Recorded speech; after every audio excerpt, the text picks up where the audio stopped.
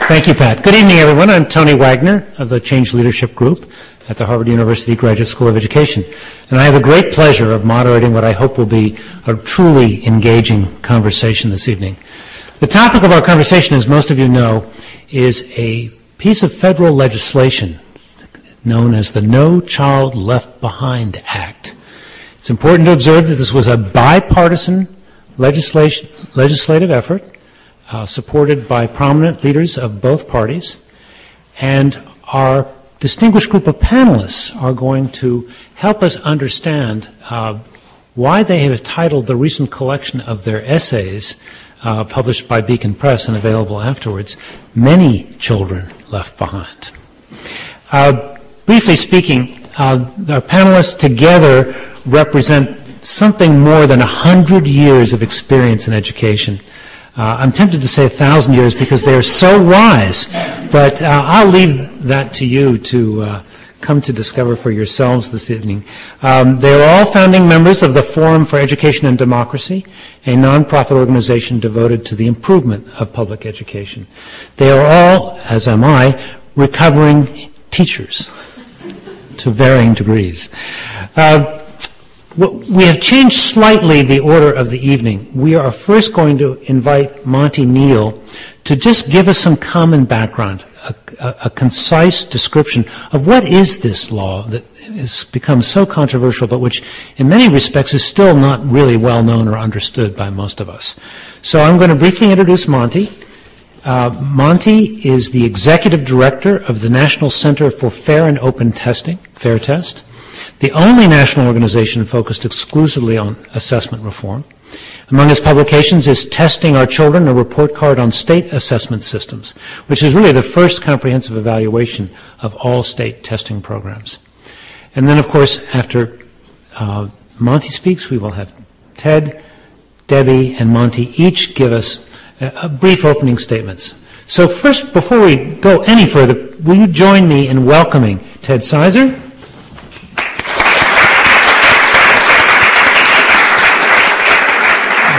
Deborah Meyer,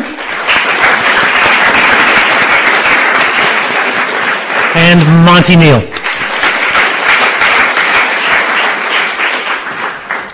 So first, Monty will give us just a common framework, if you will, a brief understanding. What is this law all about?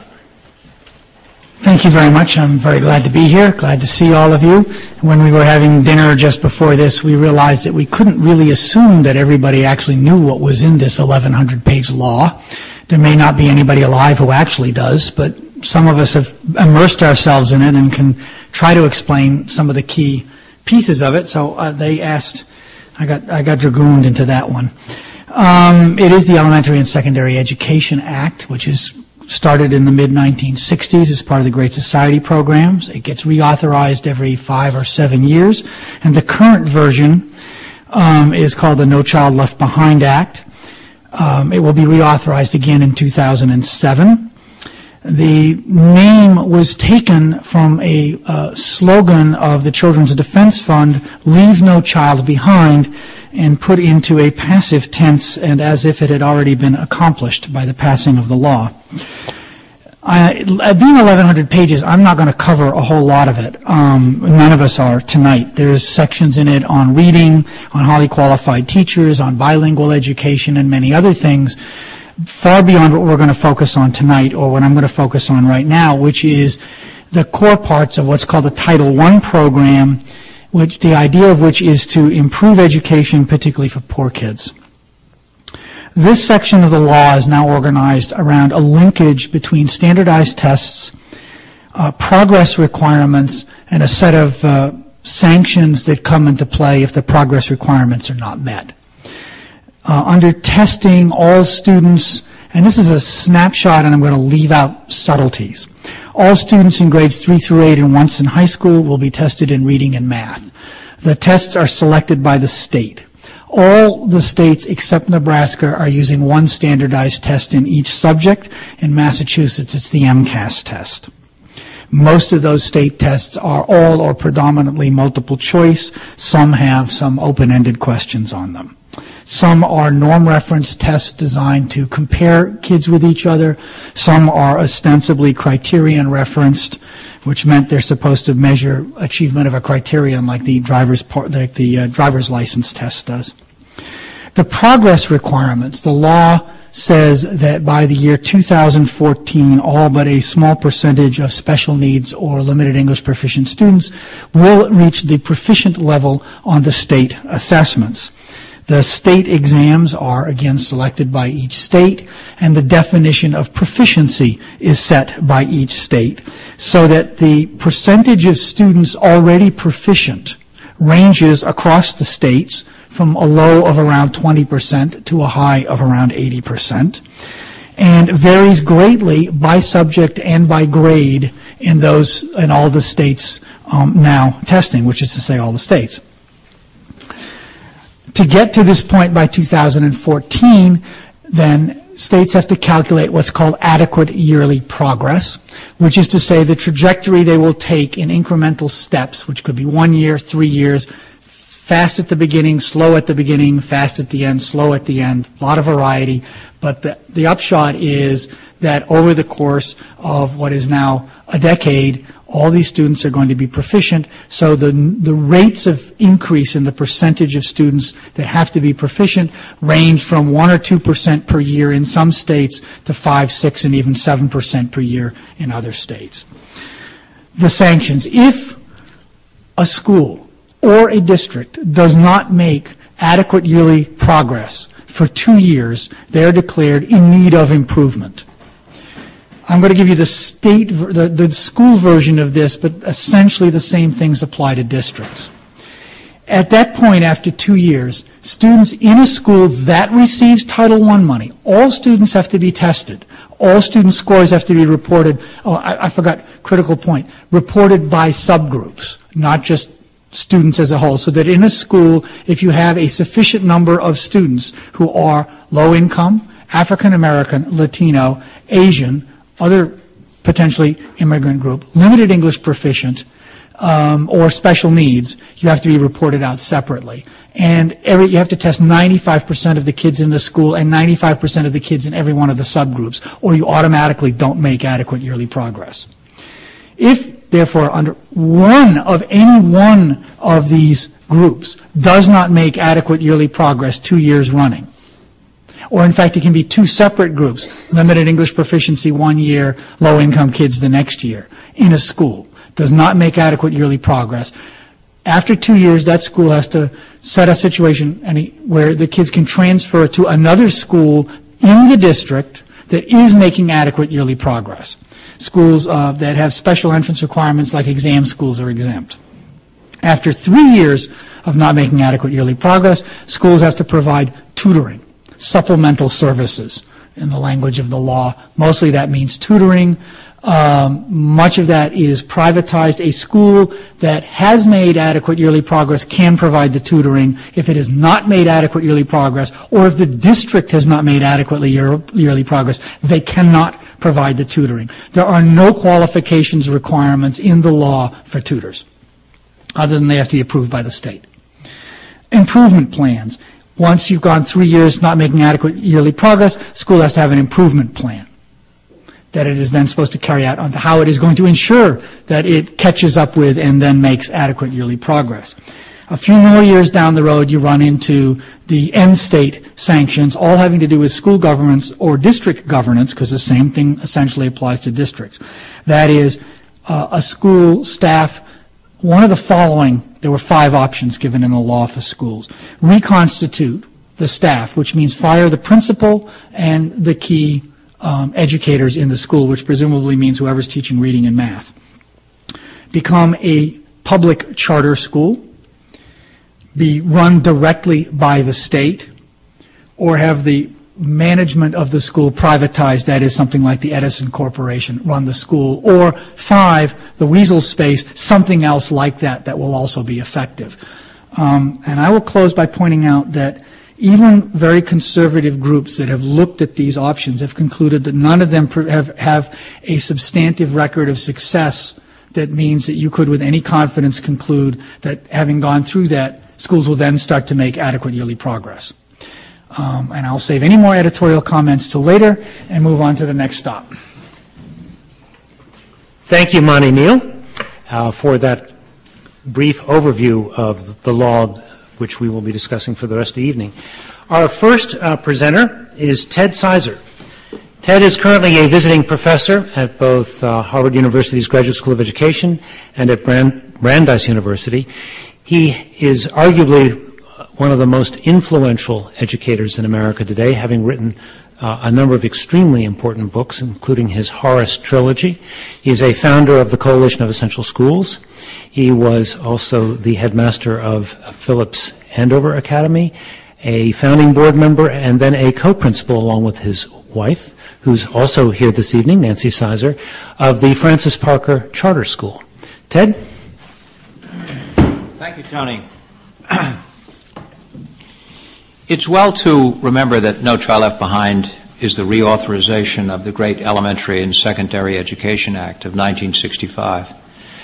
Because that act, ESEA, in the mid-60s, was part of a fabric of legislation passed by the 89th Congress, provoked into being by President Lyndon Johnson, as part of a comprehensive effort to address the problems of the poor in the United States. Close kin with the Civil Rights Act, most importantly that of 1964. So civil rights in racial and ethnic terms, and economic rights among all Americans were part of a coherent package. Now, as coherent as legislation can be, model cities was another piece of it, example of trying to look at the conditions faced by families across schools and housing and public safety, a whole range of issues. I think it's important to keep in mind, because the evidence is overwhelming that schools cannot countervail against all the influences of poverty and discrimination all by themselves. The only way that the United States is going to do right by its people is to think about the solution of problems in connected ways, not in disconnected way. The No Child Left Behind Act stands on its own. There isn't a whisper of putting this act into the context of community reform, the reform of social services, and those things which were eagerly pressed on both sides of the aisle in the 89th Congress. The act turns around a search for standards, high standard work, which is a worthy goal. There is a long and unhappy history of Americans quite willing merely to house in schools the children of too many politically voiceless families, largely poor children and poor families. For the act to reassert what the 89th Congress had reasserted, that is, every child deserves an education worthy of the term, is a very important point to make. And those of us who have serious quarrels with the way this particular version of the Elementary and Secondary Education Act must do is to say again how important the end is. All of us in this business around this act agree with the end and agree or disagree with the means. Let me just concentrate on two or three of the problems as I see them. The first is the notion of threat. The basic strategy of the act, though it's hard to make any generalizations about an act this long, is that people will change what they're doing because of they're threatened. There is arrogance in that. I, higher level of government, know better than you, lower level of government. And if you don't meet the standards as I define them, heads will roll. Now, that is an understandable strategy. It's particularly understandable if you're at the top of the heap and expected to do something. But it rarely works. It doesn't work when we raise our own children very well, and it certainly doesn't work in public policy. Threat is a very blunt instrument, and it often detaches loyalty to ideas on the parts of people who are being threatened. So the strategy is wrong. Now, people will say, well, a strategy of incentives doesn't have any teeth in it.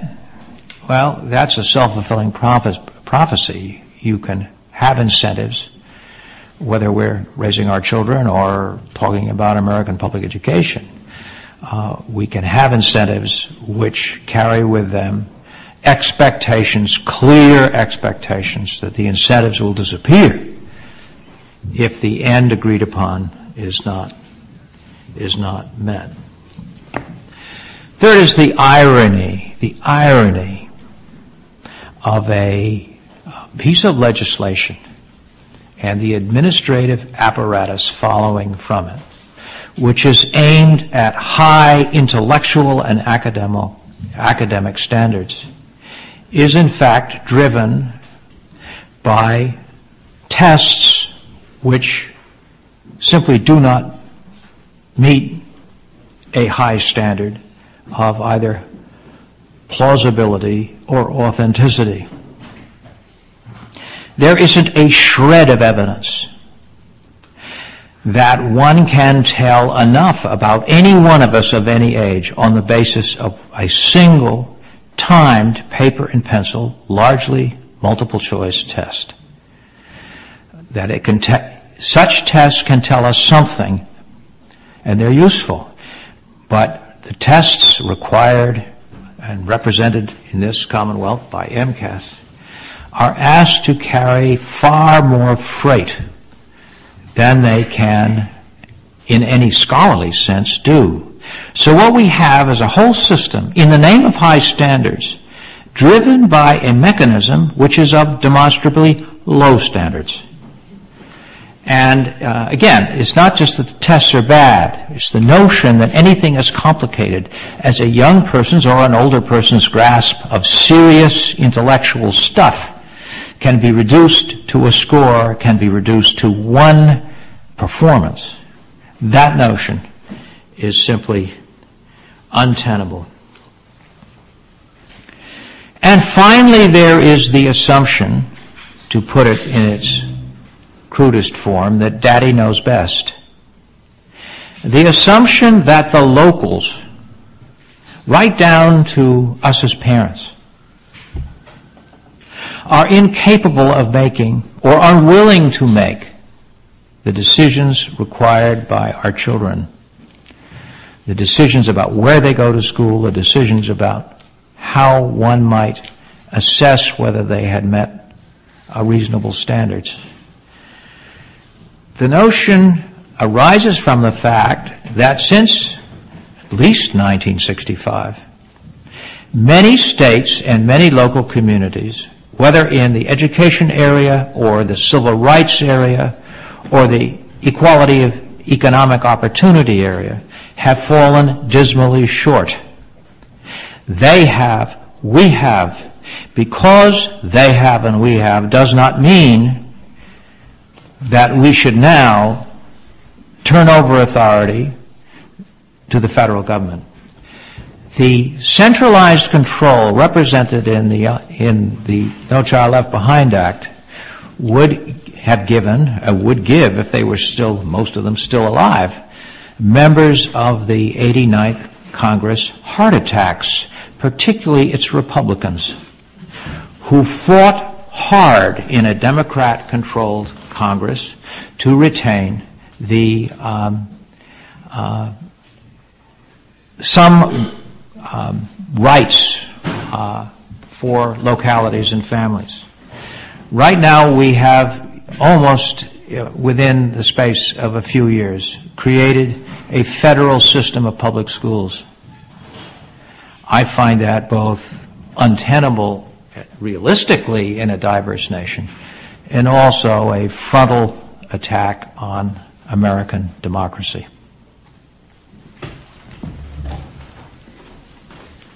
Thank you, Ted Sizer. Next, we will hear from Deborah Meyer. Deborah is currently a co-principal of the Mission Hill School right here in Boston. She has perhaps more than any other school principal influenced generations of Americans thinking about how good schools can be. She started Central Park East Secondary School after having started several elementary schools, which really has become a model for what a good high school can look like and has influenced generations of leaders since then. She's the author of several extremely important books about education, including The Power of Their Ideas and In Schools We Trust. Please welcome Deborah Meyer to the Cambridge Forum.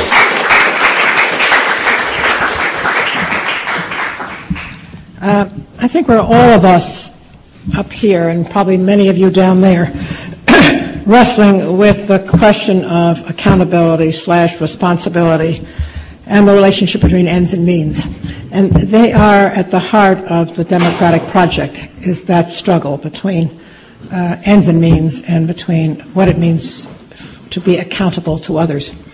And the answer in a democracy is complicated, filled with checks and balances, tensions, and the question is, does No Child Left Behind bring us further down that road in the right direction, compatible with a democratic society, or does it move us in a very dangerous and different direction? And I think you can guess where Ted and I stand on that.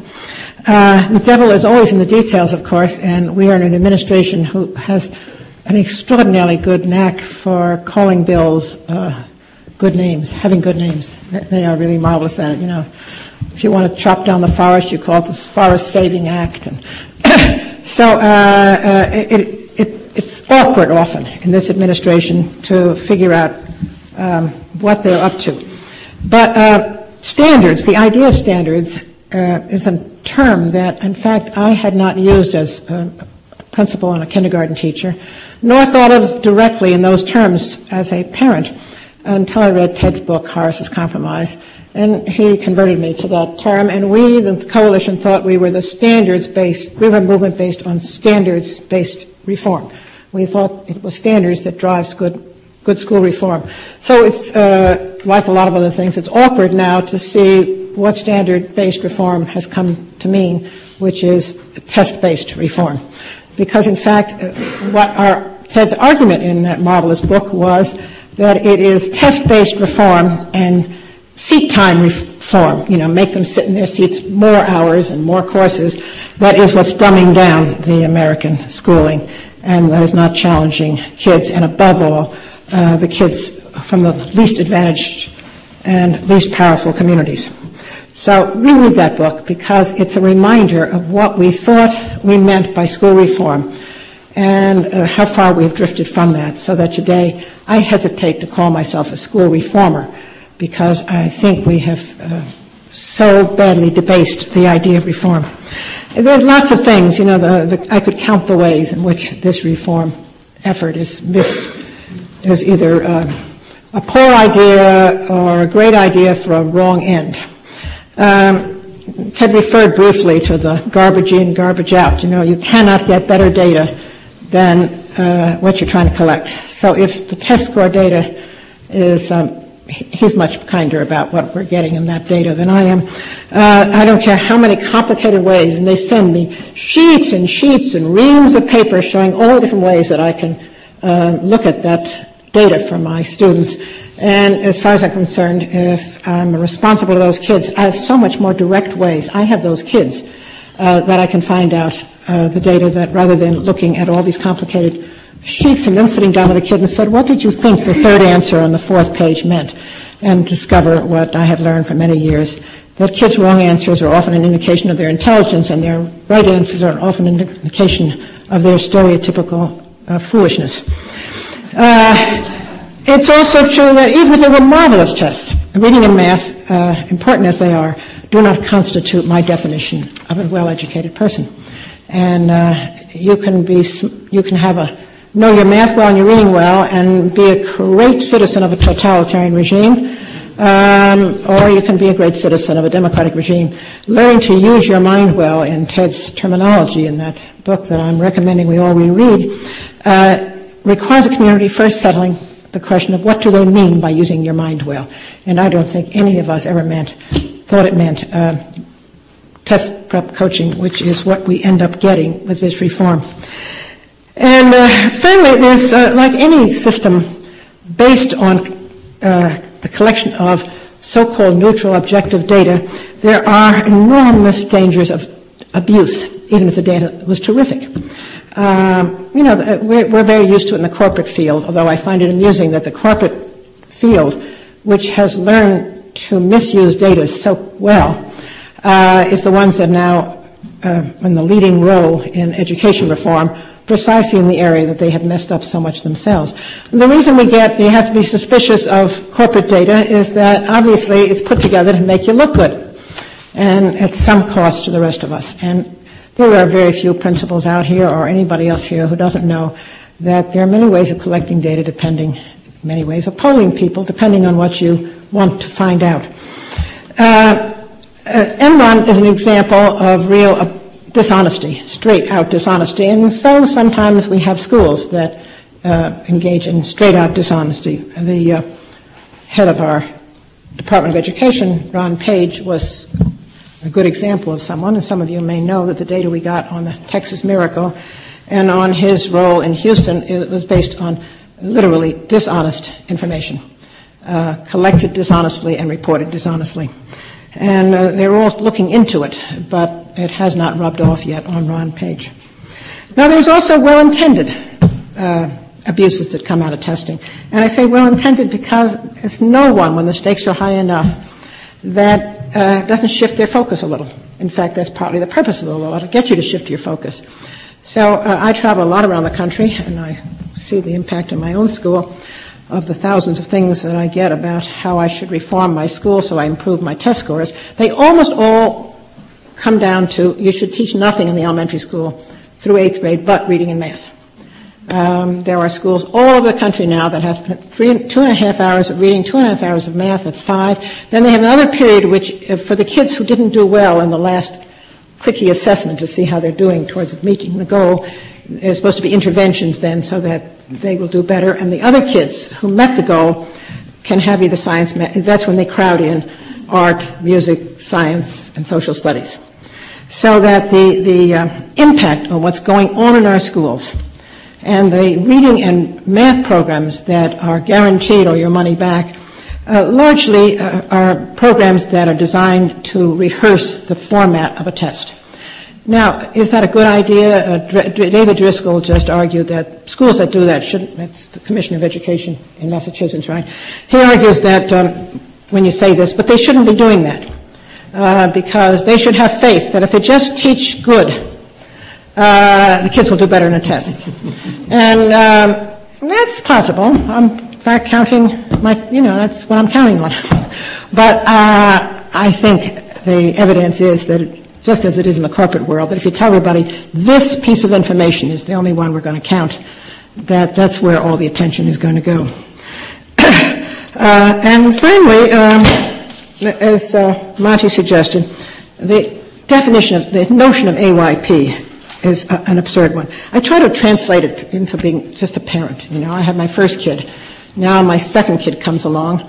And I suppose you said, well, you have to do better with your second, and you have to do better with your third. And I think, why? I mean, what leads, and I don't know how many of you have had this experience. In fact, my third child, whom I love dearly, I don't know what way he's better than my second or my first.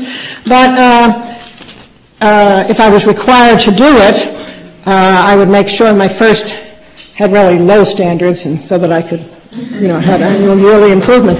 And I might try to give up on having too many children because think of by the 8th kid how well you have to be doing. I care deeply about my kids. I worked as hard as I could. There's no incentive that could be higher for me to have done well. But I never thought of it as something that you had to give me that I have a measuring rod. And if I had a measuring rod, I'd want a different one for all 3 kids. I have 3 very successful children, in my view, but in very different ways. And if I wanted to measure which was the most successful, which the second most successful, and who's the least successful, it would depend which rod I used.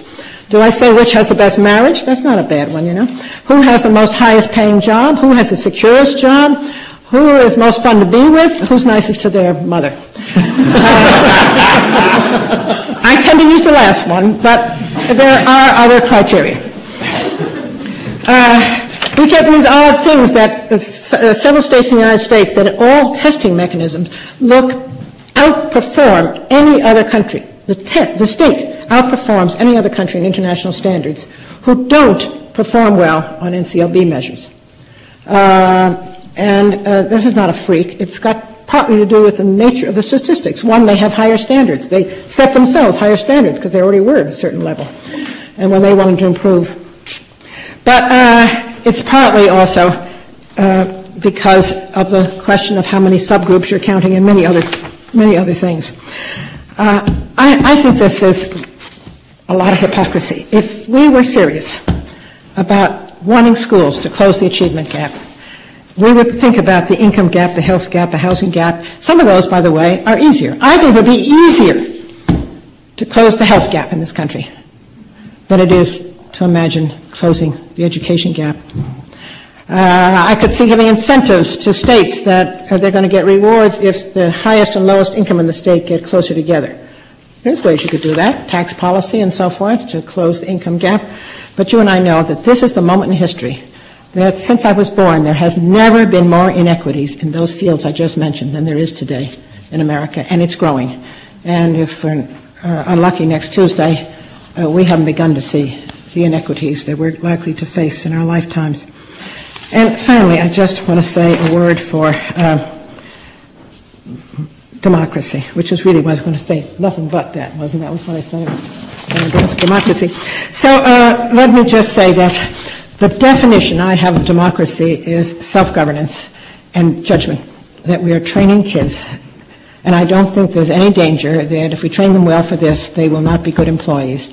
But the first and major function we offer 4-year-olds is not to be thinking about whether they're going to have a great job, but to thinking, are they going to be as powerful in this society and in the debates in this society over the future of their country, their family, their people, and their neighborhood. And for that, they have to learn how to exercise judgment. They have to learn that in the company of adults, because that's how kids learn to be adults, in the company of adults, adults who are powerful and adults who are in the habit of exercising judgment.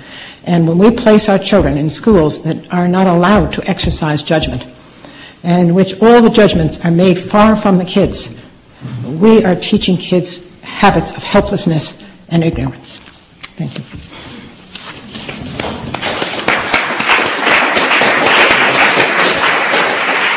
Thank you, Deborah Meyer. Our last presenter is Monty Neill, whom I introduced earlier as the Executive Director of Fair Test, the National Center for Fair and Open Testing.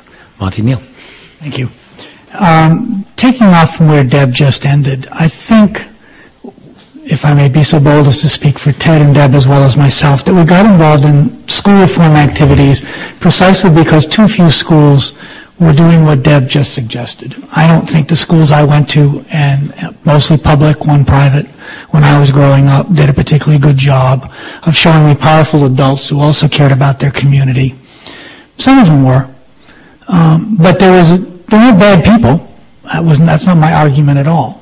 It's that these were structures that were in fact not intended to really get people to think or to learn to act with real judgment, to be able to carry on a civic discourse. And if we have learned that some, it's because of our life experiences, much more out of school, in my case, I believe, than ever in school. And I think that's partly why we said, wait a minute, if we're going to raise our children, should they not be in places that are tied into the community in serious ways and where children can learn these things? Clearly, we think the No Child Left Behind Act is going to take us in exactly the wrong direction on the most important criteria, be they around learning subject areas, on learning to be a citizen, on learning to exercise judgment. That said, it's also true that we face a federal law. And there will be, I am quite confident, for good or bad, a reauthorization of ESEA. And that law will have accountability in the middle of it. And that law, as was noted at the beginning, was passed with bipartisan support. It has been touted, for example, by Rod Page and George Bush as the fulfillment of Brown v. Board of Education, the primary civil rights act of our time. And if we are to change that law, then we have to, in our view, at Fair Test, think both what could accountability be and do that might actually move schools in a good direction. Is such a thing possible? What would that look like? And two, how can we get education and civil rights oriented people together working on that issue? Because unless we do, we have no chance of changing that law. And even together we may not succeed, but at least then I think we begin to have a chance. So in the book, Many Children Left Behind, if I got the title exactly right, most of the chapters are critiques of the law. The last chapter, which I wrote out of some of the work we've begun to do at Fair Test, was an alternative. What could you do at a systemic level for an alternative? It includes a few examples in it, concretely, particularly some aspects of the laws in Nebraska. But another chunk of it was a set of draft principles for what we boldly termed authentic accountability. And I want to talk about those for a few minutes, and then conclude by talking a little bit about what we can do, because if we don't do, we can rest assured that it will be done to us in the same way it is now being done to us. We worked with education and civil rights groups, we still are. A week ago we released a joint statement from close to 30 organizations, including the NAACP, the Urban League, Aspira, League of United Latin American Citizens, Children's Defense Fund, NEA, School Administrators, National School Boards Association, and a whole bunch of other groups, including Fair Test, calling for major changes in the law. So I view that as an important step toward making some changes. I will also be self-critical of the statement, saying it doesn't go anywhere near far enough. But we're beginning to make some progress on that front. The draft principles that are in the book, we revised somewhat since the book came out. And so now I'm going to talk about the categories we have, just very briefly, and be happy to talk more about it later. We ask accountable to what ends. And in that, we try to address issues such as school improvement, enhancing equity, promoting democracy, informing the public, and ensuring responsible practice. The democracy notion argues that not only are schools spaces where students ought to learn through action to be involved in democracy, but schools ought to be democratically responsible to their community.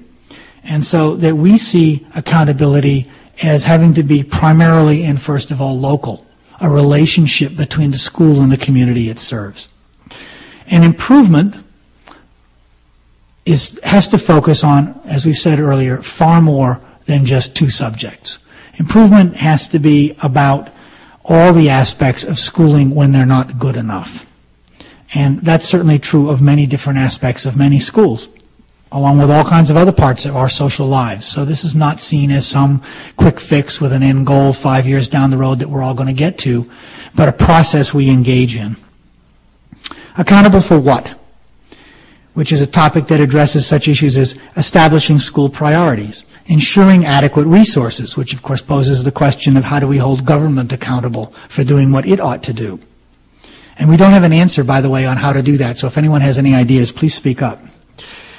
Student learning, student well-being. We often now talk about schools as if the only thing that mattered were academics, and indeed only two elements of academics, reading and math. But in fact, schools are full of children who are actual little growing human beings who are concerned about and involved in a whole lot of stuff. And certainly when we're parents and when we work in schools, we care a lot about whether they're healthy, whether they're happy, how their social relations are going, all those kind of things. And schools ought to be good spaces for kids to be in. And inclusion, because we know there's a history whereby certain people have been too frequently excluded from access and opportunities. So that's something that we have to watch out for and make progress on. Accountable by what means asserts that accountability must employ multiple forms of evidence. That evidence should primarily be formative. That is, evidence that can actually be used in some fashion to make things better. As Deb clearly told us, that has to largely be done in the school by school people. That's where the best and richest data comes from. Doesn't mean that's the only relevant data, but that has to be the first step. And you have to use multiple forms of that. You have to use formative student assessment. That is, you need information to help students. And we are treated to a travesty whereby the No Child Left Behind law says that these state tests have to be diagnostic. And yet anybody who looks at them and combines that with what you actually need to know to work in a school knows that you can't get meaningful, useful diagnostics about most things, about most kids from a one-shot standardized test. Use outside interventions sparingly and carefully. But this law runs at breakneck speed to a set of interventions mandated in the law, none of which, as I said earlier, have any particular evidence that they will succeed. The closest is there are, of course, some very good charter schools, but there are some crummy charter schools, and there's no evidence that if you impose a massive number of charter schools, more or less all at once, you'll end up with a lot of good charter schools. Now, I think what we've done, what we've tried to do here, is to propose a reconceptualization of accountability as focusing on what kind of places should schools be and what should they do on a comprehensive basis. And that means we have to get some kind of agreement on that. We're not likely to get it on a real large scale except on some pretty superficial stuff, or maybe on some fundamental stuff that can't be carried out on a large scale except superficially, which means, again, we have to drive this back toward questions about what can the state or the federal government do to actually help schools get better at what they ought to be doing. Now, in these principles, it's probably also quite true that we've made some assumptions about what good schools are and ought to be, and those affect what we think an accountability system ought to focus on. And as we well know, other folks think that schools should do very different things. And that their definition of accountability might differ greatly, and that is a political problem. And at the moment, the politics of this are dominated very much by a limited perspective implemented in the No Child Left Behind law. Now, what are we going to do about this? Clearly, we need a new law, so part of what Fair Test's task has been to try to work with people to craft what a new law could be. But the other part of that is action. And since I'm running out of time on my opening statements, I just want to say a couple of quick things. Tell your friends, educate them, get materials off the website, get the book, give it away as a holiday gift, start educating your friends.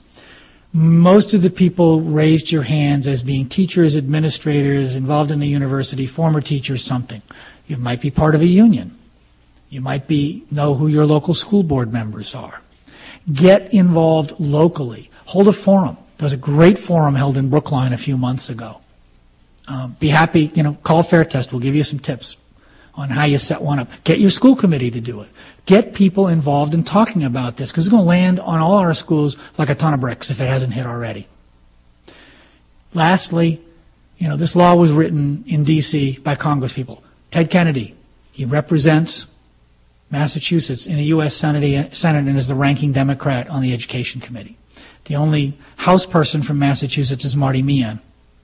But they all can vote and they all can act. And so we have to let them know, both you directly as individuals need to talk to them, but then you need to get groups to let them know that this law is simply unacceptable and must be changed. Thank you.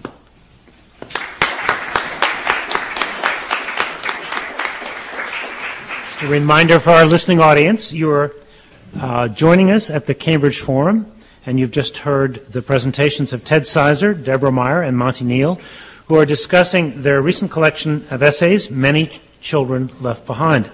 Now, as moderator, I get to ask a couple of questions first before our audience chimes in.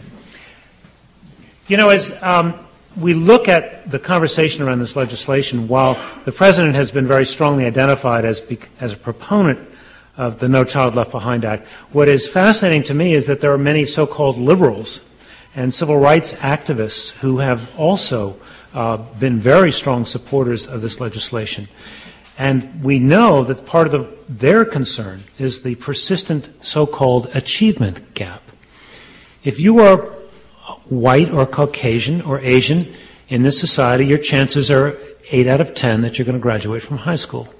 If you're Hispanic or African American, your chances are only 50-50.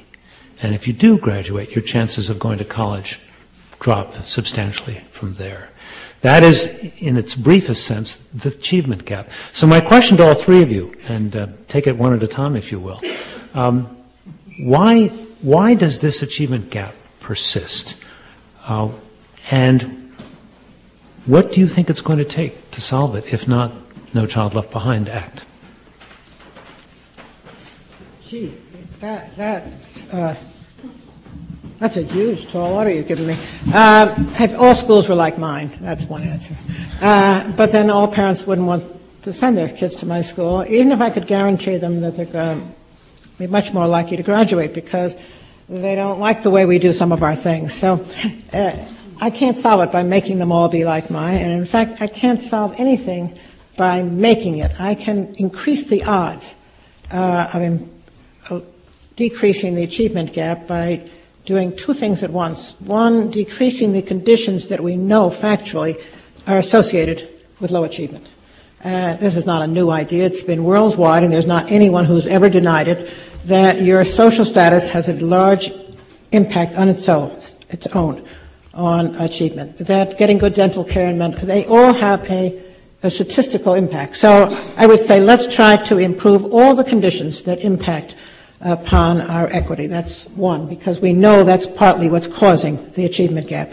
And the other is to make sure that the adults that surround kids, that's their parents, their community, and their adults in school, are most likely to be a powerful shared adult community. Kids need, above all, in a society in which they are so influenced by the larger peer media attack, they need real live adults who surround them with models of powerful judgment and toughness in relationship to them.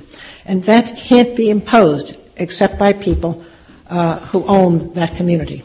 So we need alliances between parents and school professionals built on the community that they serve, whether that's geographic or dispersed, as in the case of Ted's school, who are going to stick together with that community and be held accountable for that community. Now, in a democracy, the biggest way you hold people accountable is that you get rid of, you kick the bastard out. I mean, some word like that. No, anyway, that is essentially, I haven't got a way to make other people be me. I have only a way to give them the power so that they can be themselves and they can act on their own judgment. So I think we could define some characteristics that would improve the odds. And we know, for example, that small schools, that their odds are greater in a small school that the people in that community know what's going on.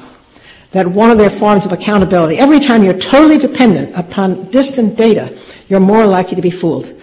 I mean, I'm not smart enough to understand all the data they throw at me, and they know I'm not smart enough, and you're not either, no matter how smart you all are. Because you don't know what's behind it. You don't know what's garbage or for real. You don't know the conditions of it. So schools need to be governed by people close enough so they have a shot at knowing whether the data they're getting sounds right. And the governing body for schools needs to be close enough. And then they have to figure out, what things can the state and federal government do? There are balances. Are there some things they could do that would give us a greater shot at this? And certainly there are plenty of them. And the ones that I think they could do the best job are, interestingly, the ones that are moving in the opposite direction. There's no way I can take care of on any local basis of all the health needs that kids have and their families have. And we know, we have, read Richard Rothstein's marvelous book on class and education, of the data we know of whether or not the connection between having dental care and your test score. That seems pretty absurd, but he has broken it down statistically the degree to which, if all children had good dental care, our test scores would go up. And those are things that we are allowing them to forget. And then we have to hold their feet to the fire to attend to that local community. I'm sorry. Yes. Yeah. I'm going to jump in on a different tack, which is, we've been going to Washington and working with civil rights groups trying to put something together. The civil rights groups are very afraid, and I think they're correct, that one of the possible responses to the inevitable failure of No Child Left Behind, because it by definition literally cannot meet the requirements in it, one of it will be, we tried and it didn't work, and that we'll walk away even further from even addressing the issue. Even if the issue is now being addressed badly, at least it's being addressed, might be one way that this is put. And so they very much want to ensure a strong federal role. They see the feds could be a force for promoting equity, even though the people I sit in the room with know well that the current administration is not doing it, and they may or may not think a new administration would. But there is a sense that the federal government is badly needed to push on this issue. But the law as constructed, these groups have also now recognized, isn't going to work. And I want to point out that among those who ended up voting against this law when it went through Congress was almost every single member of the African American and Hispanic delegations in the House of Representatives. That no leading, actual, real civil rights group has stood up when that law was going through and said, we like what this law says. So there is a bit of a game being played here in which civil rights groups are presumed to be in favor of this law because, one, they have not spoken out in strong opposition either, and because there has not been an alternative around which they have coalesced to say, no, instead of X, let's do Y.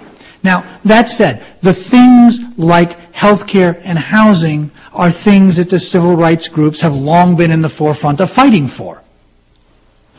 And George Miller, head of the ranking Democrat in the House Education Committee, is also introduced legislation to close those other gaps. Of course, none of the legislation has gone even 1 inch in the current Congress. There is a sense behind this, I think, of desperation. A sense that this country seems uninterested in responding to the questions of poverty other than by dealing with schools. And so that may not work, but let's at least try to do something. And so this is a kind of defensive, isolated, and in some ways highly manipulated process in which a game playing has been tossed by the administration. I think, frankly, they sold Kennedy a bill of goods, and he kind of thinks so too because he's so angry about the lack of funding for the law. But even then, if there were more money, it wouldn't make a bad law good. So we have to look then, if I am correct, that there will be another authorization of ESEA, and it will include accountability. People I talk to, I don't talk to many of them, but the sense I get on the Hill is they don't care about education, they care about accountability. That's how one person phrased it to me. So we have to think about, are there things that we can put in there that could be used to make schools better? Small schools is certainly one, although a small prep program is not, test prep program does not make a good school. But putting in money saying, schools have to figure out ways to do things by which they're going to get better. And we have to make sure we don't do a ton of federal micromanaging, and that'll be the real danger here. But for example, there's plenty of evidence that teachers need to talk to each other but don't. They need to have conversations about kids, about what they're teaching, about how to use that and to get better. And in most schools traditionally, that's not a serious part of the process. That ought to be the heart of professional development and of school life. It is in the kind of schools that Deb and Ted talk about, that they've been a part of. Because that's how you get better. That's how lawyers and doctors and all kinds of other professions actually work these days. But we don't expect schools to do it. Slowly, a little bit, it's beginning. What if you had a federal law that said you have to focus in these areas and let's figure out a way to do it without micromanaging? That's just one step in a sense of reconceptualizing the law. Just to remind our listeners once more, we've just heard Monty Neill respond to the first question, and now we'll ask Ted Sizer if he has any comments. Just a couple of additions. I agree very much with what has already been said. The first addition it comes out of the work of Robert Putnam and his colleagues around the almost slogan now, social capital. And while the evidence that that team has gathered is still fragmentary and worthy of only careful work, I find it very suggestive. Social capital being the web of influences across a community, of which the schools are just a part. The willingness, when we look out our front window and see somebody else's child in trouble, to go out and help that child. A feeling, subtle but important, of collective responsibility for everybody in the community. And the evidence, again, I don't want to overstate it any more than Professor Putnam does. But the evidence is, at the least, very interesting. It goes back to the notion of education as part of a much broader fabric.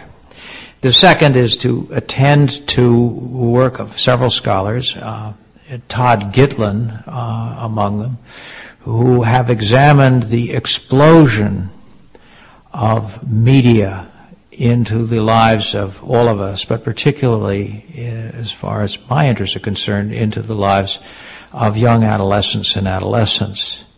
I mean, the evidence of the communication systems of all kinds in every household, irrespective of economic class, is overwhelming.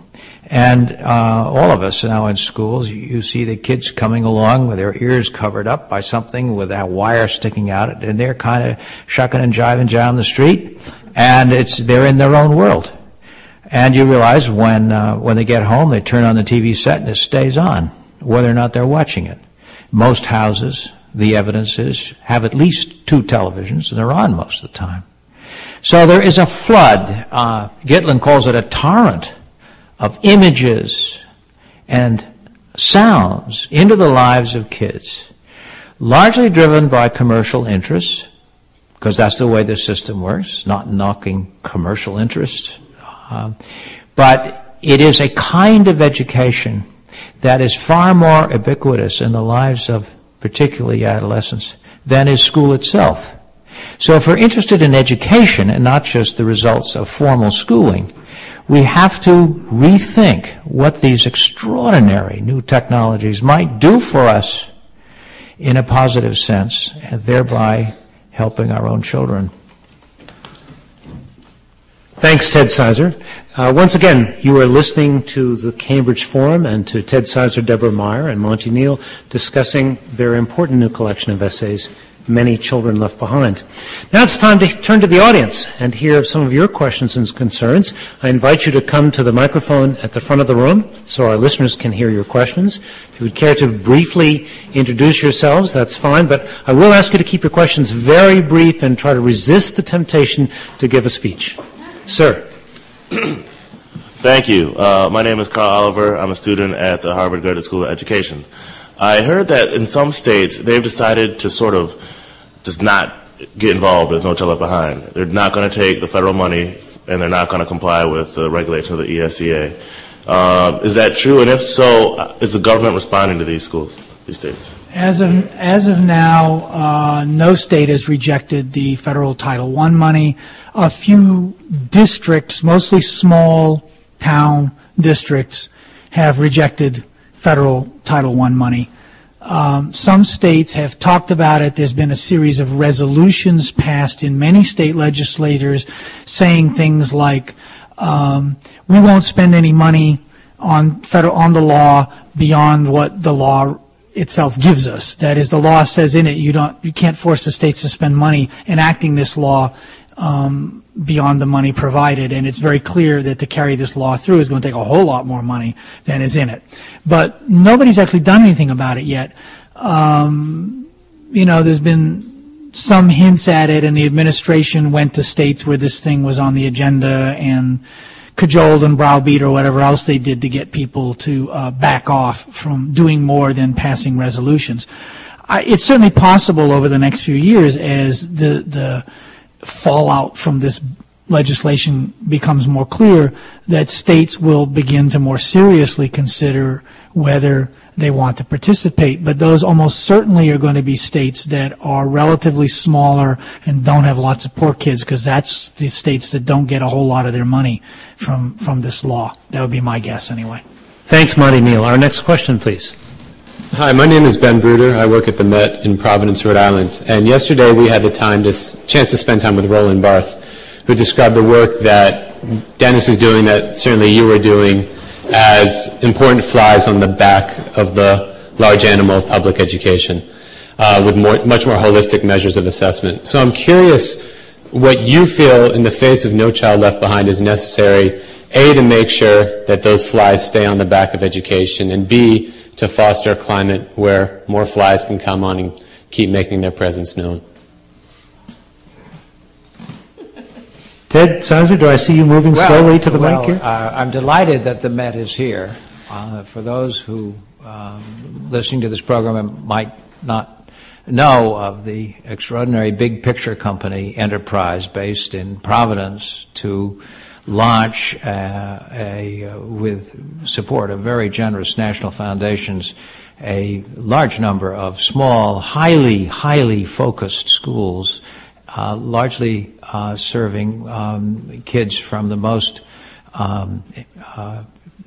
economically weak and families. The schools are highly focused, highly personalized. They are practical, albeit extreme examples of the kinds of objectives that Deborah Meyer was describing.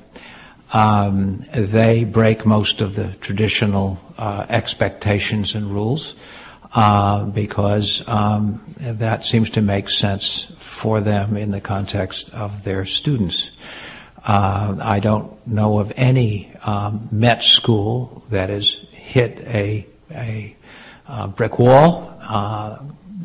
Dennis Litke was lucky to be able to start this effort in the state of Rhode Island, which has uniquely a non-standardized test form of assessment. And so with the vigorous support of the State Board of Education and the Commissioner of Education, he's been able to develop this proposal and put it into practice. I think the Met schools will serve an enormous public interest because as these open around the country, around the states, in a variety of states around the country, the issue will be joined. And the extent to which the Met's programs serve kids so they don't drop out, so they do get their lives together, so they do graduate, so they do go to college, it's going to be pretty hard to try to put them down. And it's going to be a race with time. How fast can enough schools like that, not just the Met schools and others, do what the system believes the kids can't do? To make any effort to smother them because they don't fit the plans of the central government, politically very dangerous. Deborah Meyer. It's the conundrum we're all facing out there. And we just had a school quality review at our school. There's a group of 5 people, professionals in the field, came and spent the week looking at our school and reviewing our work, which is another part of the fair test, I hope, package of forms of accountability. As they were talking to us and sort of asking, at some point, aren't you going to have to do more test prepping, essentially? And aren't you going to have to? And they were worrying about that question aloud and whether maybe we were being too purist and blah, blah. Then one of the women said, I went down. I mean, I think maybe you should, but I have a dilemma.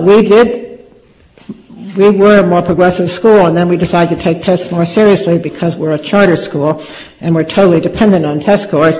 And she said, today we're nothing but a test prep, and I don't know how you sustain the two together. And I think it's something that we need to talk about in the field more, not right here, but that we need more conversations about is how you live in the reality and don't live in it, how you keep out where you're going, how you keep that tension, and you can't keep it so sharp that it breaks. But if you don't keep pushing this, we'll lose it too. So we're dependent on each other, and the groups around the country that have built good models around another set of parameters about what it means to be a well-educated person need very much to hang together and advise each other. Every state is different too. It's not just that each of us has different problems. You know, for those of you who don't know, the Met School has no academic classes as part of their regular program. So they are an extreme disadvantage in states that have a science test, a math test, and so forth. But on the other hand, they have this extraordinary record, and some states they can't work in at all. Some states they're trying now to figure out, and we need to all stay on top of this together. Because if we lose the good examples that we've built in the last 30 years, even if we win this battle 10 years down the line, we'll have lost 40 years of extraordinary experience in creating schools that serve all children well, who did figure this out and didn't figure it out fast enough and able to replicate it fast enough to keep this other train from wrecking us. Thanks, Deborah Meyer. Now another question.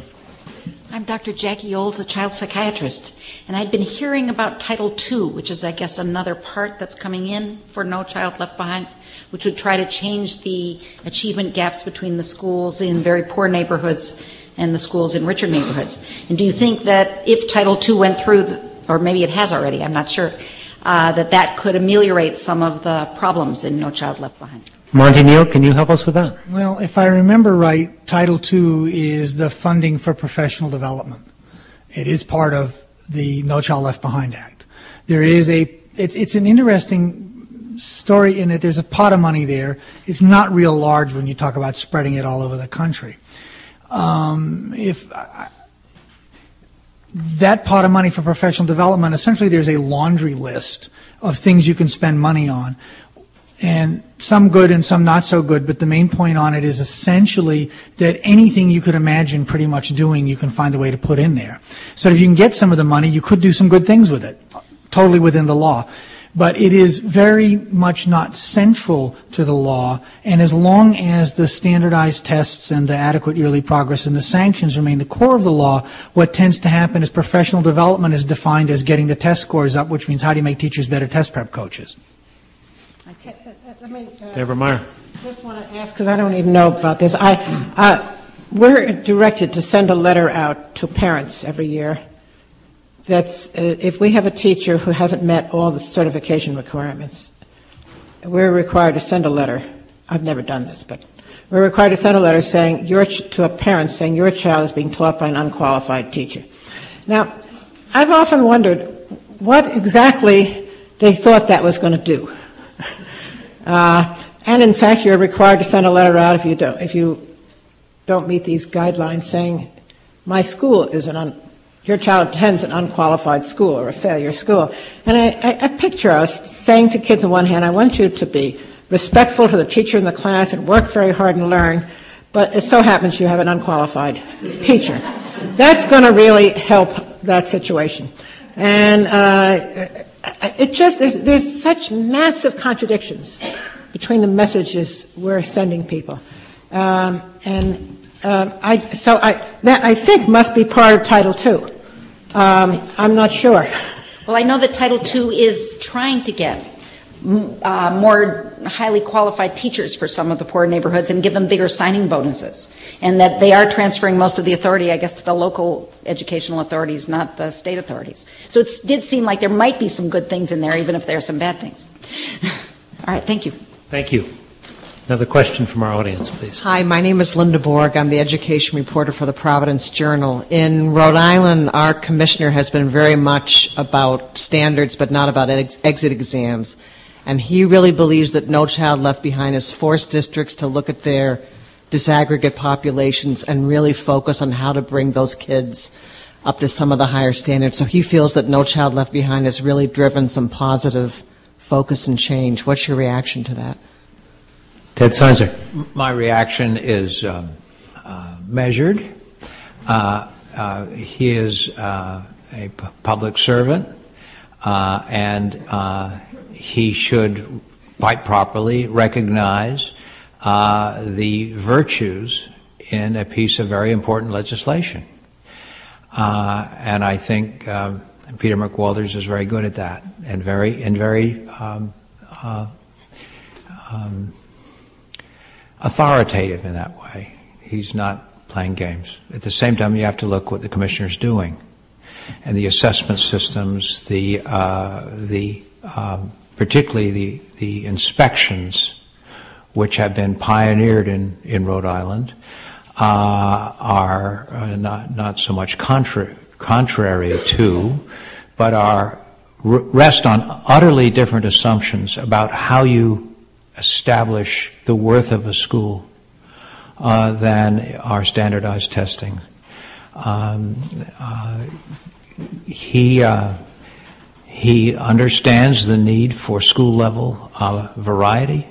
The schools have to bend with where their kids are. I've seen him in schools recently in Rhode Island, supporting principals and teachers who are doing things which weren't the letter of the regulations, but were certainly what were right for kids. So I think you have a truly brilliant commissioner in Rhode Island who understands what he is obliged to do as a public servant, and who also understands what he has to do as a serious educator. And, you know, there's a bully pulpit part of it, too. I mean, a good superintendent can take the best language out of a bill, such as we have to make sure that we don't rest on what our best kids do, but what all kids do. And so I suspect, I don't know the statement that he made, I suspect that he is taking that part of the rhetoric seriously himself and using the bill as a way to reinforce that that's our obligation. I think that's correct, and I think there's a lot of folks who at this point probably think that the single particularly worthwhile element in the entire law is that it requires the disaggregation of data, and hence looking at kids who have often been ignored. One could have done that in a very different way. It need not be done virtually entirely on the basis of standardized test scores, for example. One can disaggregate data without then proceeding to beat people up over the head if they don't meet impossible demands. So there are elements in that law that, probably should be retained, such as requiring that disaggregation, but then disaggregate what data, use it in what way, toward what ends, are all questions that can be answered very differently than in No Child Left Behind. Thanks, Monty Neill. We have another question from the audience. My background is social work, and even though I'm not a social worker in the public schools or any school, I do believe in equity and equality in education. But I was wondering about the form of tokenism. I think this bill is a form of tokenism, and I wonder if you could address, like Head Start. It established the foundation, but it apparently didn't build on it. There are programs out there like METCO, ABC, which is a national program, A Better Chance. And I wonder how much of this is really going to improve. When you talk about the community, and I show great respect for that as a social worker, because you're looking at the community, its context. School is not a vacuum. You've got to employ all these different things. When you think of METCO or the ABC House, you're taking them out of their cultural milieu. And with this Better Child Act, what are you really looking at? You're not looking at the comprehensive person. I guess I'm reinforcing what you're saying, but I'm also wondering what is out there now that you really hold any value to without creating something new that may just repeat the same mistake. It's interesting you mentioned METCO, because I'm watching this in New York as well. Once we introduce elements of choice, which I think is a very good idea, we have to contend with one of the ugly side effects, and that is if the choice is not only the child's but the system's too, such as the Metco communities.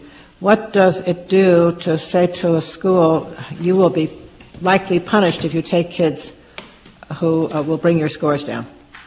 And I'm seeing more and more school push-outs, and we are seeing that data around the country as a whole, of kids who are being pushed out of school because they make a school look bad. And people breathing a sigh of relief if they can get certain families to transfer to another school because their kids are high maintenance and low results. So it begins to change the way we look at each other. And we never looked at each other so great to start with. But this law sort of puts into practice that I look at kids as I insist to parents that they not make decisions about their child's being tested on whether it's good for me, whether it's going to make me look good or bad. And I think this question of teachers getting bonuses and superintendents getting bonuses increases the sense as though children are a means to another end rather than an end in themselves. I'm going to build on that question and sort of invite our three panelists, Ted Sizer, Deborah Meyer, and Monty Neill, to give us a moment of hope here. Mindful of the fact that there is a lot of evidence that education has been very slow to improve in the 20-odd years since the publication of The Nation at Risk in 1983. And that's part of the reason why this new legislation came into being, to light a fire under the educators. Mindful of that, what would be some of your preferred elements, you call them incentives, Ted, that would help educators to close the achievement gap and significantly improve teaching and learning in all of our nation's schools? I know several elements have already been mentioned, so I just don't want you to have to repeat. The idea of school quality reviews, for example, outside critical friends coming to do really in-depth interviews and analysis of a school's program. The idea of communities being much more closely connected to schools, as really embedded in their schools, of social capital and so on. So building on that, could you each in a minute or so sketch out 2 or 3 critical elements? School choice has been another that's been mentioned. Just in a minute or so, 2 or 3 critical elements of your preferred, if you will, accountability system for all educators. Family choice, and I've been involved in schools in both private and public sectors, which have family choice. It changes the contract between the teachers and the family and the kid. Promotion by performance, not by merely getting a year older. And if a school is going to promote its students on the basis of their performance, it has to be clear about what that performance is in a deep and realistic way, not just a quickie score on a test.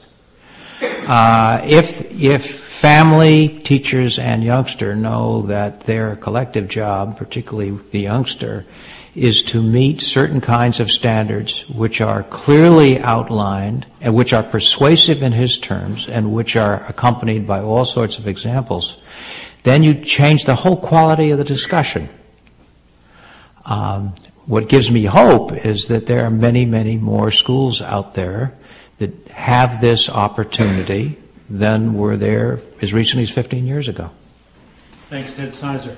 I would just say, he's a high school man, I'm an elementary school person, so I would have worded graduation by performance rather than promotion, because we run a fairly ungraded school, and I think that's a terrific idea. But I think we have a very high stakes performance-based assessment for getting out of 8th grade, in fact. So it's not the high stakes, and it's not the idea that we shouldn't make strong demands on kids, but the judgments. And so I think schools can be obliged to describe, the state could oblige a school to explain what it is that their standard is for graduation, to make that explicit, to make it publicly available, and to keep records of the kind of evidence that they have that they are meeting that standard and what they do when kids don't meet those standards. I mean, and with some school quality review, I think it can work. And the other thing is more time for not just teachers to meet together, but parents. We could pass a law tomorrow that says that every employer who, whatever jurisdiction we are at, must give parents time off to spend in school. The idea that we keep talking about parent involvement and collaboration between these two important groups, but we keep making it harder and harder for parents to have the time, not to mention teachers have the time to work together. Governance takes time, and if we're governing these kids together, parents and schools, parents and teachers need more time to be together. Thank you, Deborah Meyer. Monty Neill, do you want to add to this conversation? Let me start out first. I agree with pretty much what both said. I'll have some concerns around parental choice, family choice, in that while on the one hand I very much like it, on the other hand I'm worried that it goes in the direction of treating education as another consumer good to be selected, even if it's paid for by the state, rather than certainly the history of the common school in this country where the intention is the kids go together to the same school. And there's something of a tension there, and I don't know the answer to it. And maybe that common school thing in our cities today doesn't mean very much, given how huge and mobile people are anyway. But nonetheless, I'm concerned about defining our solutions in terms of consumer goods and in a sense simply in the market, and I'm afraid it goes in that direction. As to the positive side, teachers need to be good at formative assessment, about assessment that helps improve learning. There's a long set of evidence showing that schools of ed don't teach teachers how to do that, and often they don't learn it particularly well, and it's critical to being able to understand the students, to help them learn more, and there's a lot of evidence that it has very powerful positive effects. So I would say that one, and two, getting real work that kids do out to the communities that the school is supposed to serve. Now, if they're doing nothing but ditto sheets, no one's going to want to stop and take a look. But if they're doing something real and substantive, they will, and that will say an awful lot about the schools and help reconnect schools and communities. Thanks, Monty Neill. We have time for just one more very quick question, sir, if you can make it brief, and just one response, I'm afraid. I feel I got a very good education in the Rochester, New York public schools 65 years ago. We had a academic program for people going to college, a business program for people who are going to go to work, a vocational program, and a reform program who were troublemakers who at that time were people who smoked, not who carried guns. We also had regents exams, which, as I understand it, tested teachers as much as students, and they allowed parents to understand how their school was doing, how their teachers were doing. I'm not so sure from what I've heard tonight that this whole modern program isn't more of no teacher left behind, maybe no unionized teacher left behind, than no student left behind.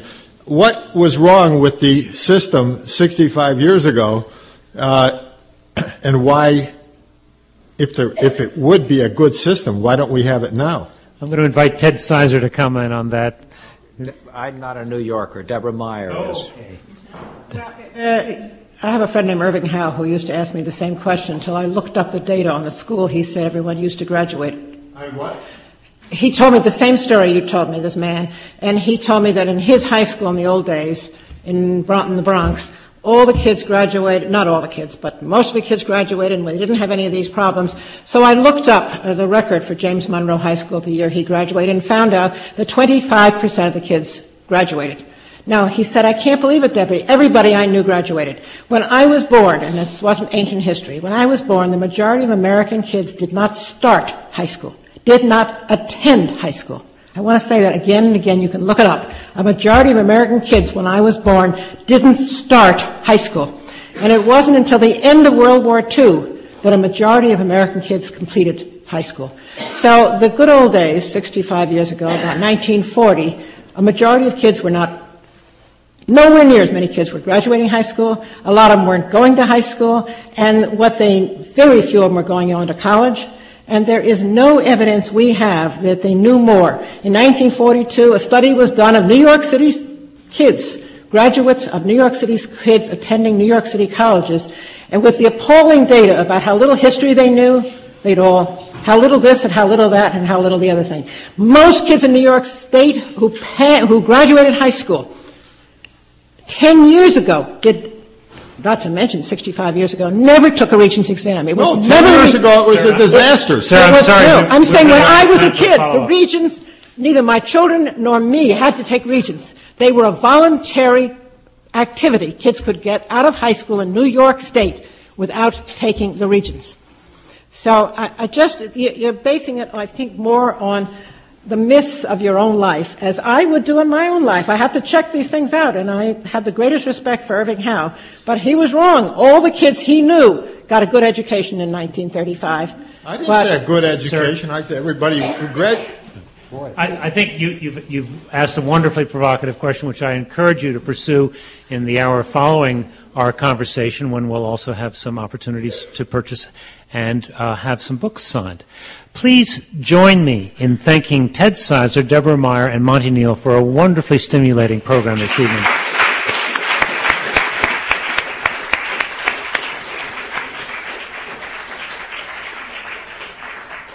You have been listening to a program of Cambridge Forum recorded in October 2004. Cambridge Forum is co-sponsored by the First Parish in Cambridge, Unitarian Universalist, the Lowell Institute, and Friends of Cambridge Forum. For more information about this radio program entitled Many Children Left Behind, which is also the title of the collection of essays we've been discussing, featuring Ted Sizer, Deborah Meyer, and Monty Neill, or about our ongoing radio series, visit us on the website at www.cambridgeforum.org. In Harvard Square, I'm Tony Wagner. Thank you for joining us.